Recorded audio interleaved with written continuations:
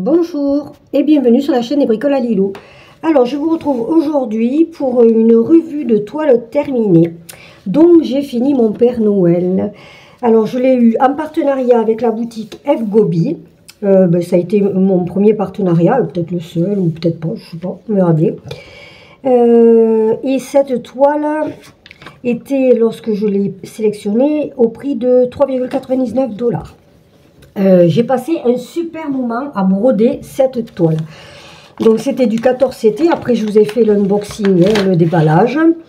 Donc voilà, je vous montre. C'était du 14CT, c'était une toile de 29 par 22, pré-estampée. Et donc voici le résultat. Voilà. Alors je suis un peu déçue, mais par moi, hein. Pas par la toile c'est cross-stitch, c'est impeccable, on a rarement des soucis avec. Parce qu'en fait j'ai mis des perles et je sais pas, je trouve que sur certains animaux les perles elles sont un peu grosses en fait. J'aurais dû prendre des perles plus petites. Mais enfin bon voilà. Je me suis régalée, même le point arrière et tout, j'ai beaucoup apprécié. J'ai fait une modification ici, j'ai mis du fil doré. Vous allez voir pourquoi. Donc j'ai mis du fil doré ici, donc il y a une couleur que je n'ai pas utilisée, deux couleurs même que je n'ai pas utilisées. Voici le restant de mes couleurs et je me suis régalée avec le point arrière, hormis c'était un peu fastidieux au niveau des arbres quand même, mais après c'était super sympa. Et voilà au niveau des couleurs tout ce qui me reste. Donc j'en avais largement assez puisqu'elle se brodait en deux brins, largement assez, voilà. Ici, donc il reste de toutes les couleurs, je n'ai manqué de rien du tout, vous voyez, même il me reste un peu de fil or là qui va s'échapper et je vais le remettre. Et donc en fait je voulais vous faire la revue de cette toile et je vais en profiter pour l'encadrer avec vous. Allez, ma chute de fil ici, donc la toile. Alors pour l'encadrer je me sers, je vous l'avais déjà dit, c'est pénible au niveau de la lumière, voyons si je peux remettre. Je ne sais pas si vous y voyez grand chose. Ouais. Donc je me sers de calendrier que je récupère au travail, voilà, qu'on me donne par-ci par-là. Donc dans ce calendrier, j'ai acheté un cadre chez Action qui m'a coûté peut-être 3 €. Vous voyez, je l'ai ouvert pour ne pas perdre trop de temps, parce que je vous fais la vidéo entre midi et 2. Alors j'ai prédécoupé du scotch double face que j'ai fixé sur mon fond de cadre, donc une partie. La baguette que j'ai pris dorée pour faire ressortir la ceinture, mais je ne sais pas si ça va être trop ça parce que c'est pas le même doré, mais bon, ça ira. Et le vert, voilà, que je me suis mis de côté. Et donc dans le calendrier, j'ai découpé le passe-partout. Donc en fait, je prends le fond, je prends la même dimension. Je découpe donc dans mon calendrier là, exactement la même dimension. Donc vous pouvez poser et faire un découpage, enfin un tracé et ensuite le découper. Et ensuite là je n'ai mis, bon parce qu'après ça dépend aussi de la place que vous avez. Là j'ai un plus grand cadre, ça n'aurait pas été. Donc j'ai fait un passe-partout de 2 cm.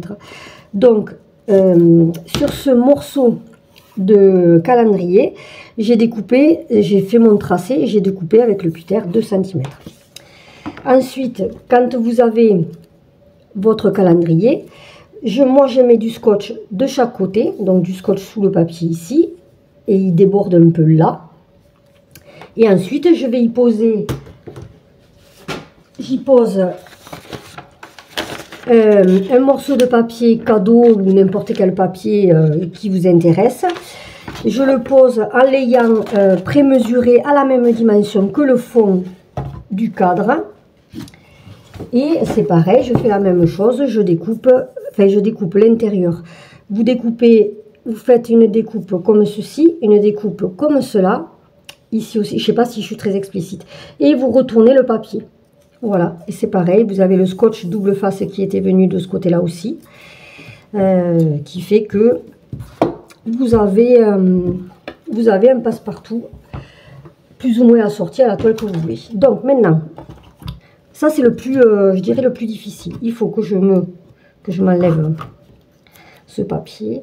Alors le scotch double face, moi je trouve que c'est l'idéal, parce qu'en fait, si vous voulez, normalement quand on encadre le point de croix, on utilise ce qu'on appelle du polyfan. Le Polyfan, c'est comme du scotch double face, hein, sauf que c'est c'est en rouleau, donc et c'est énorme. Ça fait penser un peu aux toiles de DP au niveau du toucher, etc. Sauf que c'est un produit qui est très cher. Donc, autant utiliser le scotch double face. Enfin, moi, je trouve que ça fonctionne très très bien. Ça se vend aussi par petites plaques style format A4, mais je trouve que c'est pas top au niveau de la... Attendez, mais il faut que je sois dans le bon sens. Ouais. Et il faudrait que je sois bien placée. Donc, je vais d'abord le placer, pardon, là-dessus. Si possible, on ne met pas de cheveux. Là, vous voyez rien, hein, parce que je ne suis pas du tout en face. Alors, attendez, je vais me mettre en face. Voilà. Ça va être la vidéo un peu spéciale. Hein. Voilà. Après, il faut essayer d'être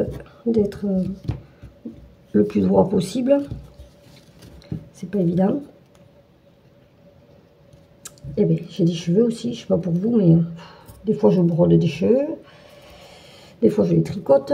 Ben là, en l'occurrence, apparemment, je veux me les encadrer. C'est pénible, ça. Hein. Il y a des saisons où on en perd énormément. Voyons. Et là, ça m'a l'air d'être à peu près bon. Donc, je vais pouvoir partir de là.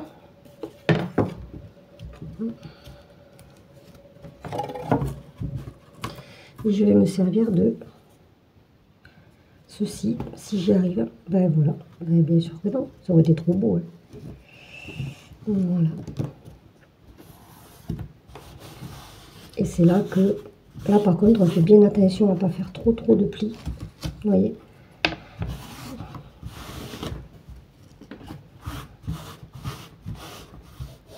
Après, logiquement, avec un instrument qu'on appelle un plioir, on vient faire les bords là, comme ça vous fait ressortir, ça vous donne un relief supplémentaire à votre toile. Mais bon, comme j'ai pas mis, c'est pas du Polyfan et j'ai pas mis du scotch partout, on ne peut pas forcément le faire à tous les endroits. Donc voilà. Maintenant, on va placer le verre auquel je vais passer un coup de chip avant. Vous voyez, je m'étais préparé le sopalin.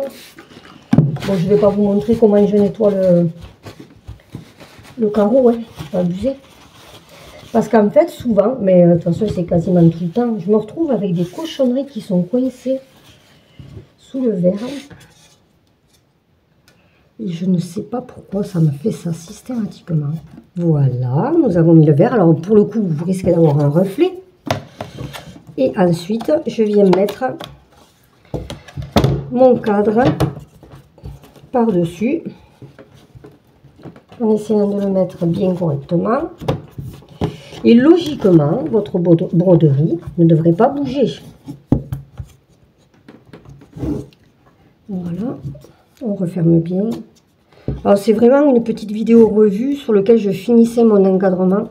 Bon, je vous ai expliqué 2-3 trucs ici, il faut ne... Et voilà. Là, vous avez un reflet, non, me semble-t-il. Voici ce que ça dit. Ben écoutez, personnellement, je suis très satisfaite de mon point de croix. Alors, j'ai travaillé, j'ai bossé dessus pendant 15 jours. Pendant 15 jours, d'ailleurs, j'ai fait un peu que ça. C'est pour ça que je vous l'explique dans un déballage, à la fin d'un déballage. Donc voilà, un petit coup de spray. Je vais pouvoir le mettre au mur pour les fêtes de fin d'année, de Noël. Je remercie la boutique F Gobi qui m'a offert cette toile donc en partenariat. Que pourrais-je vous dire de plus? Oui, je m'excuse si des fois les vidéos sont pas très top, s'il y a des coupures, des reprises, enfin, j'essaie de faire mon mieux, mais je suis pas une professionnelle. Donc voilà, je m'en excuse si c'est pas parfait. Ensuite, que vous dire de plus? N'hésitez pas à commenter, me dire ce que vous avez pensé de la toile. Je sais pas si je me répète pas, mais enfin bon, voilà. À liker la vidéo si celle-ci vous a plu, à vous abonner si ce n'est pas déjà fait. Quant à moi, je vous retrouve une prochaine fois. Je vous souhaite une bonne continuation et vous dis à très bientôt. Au revoir.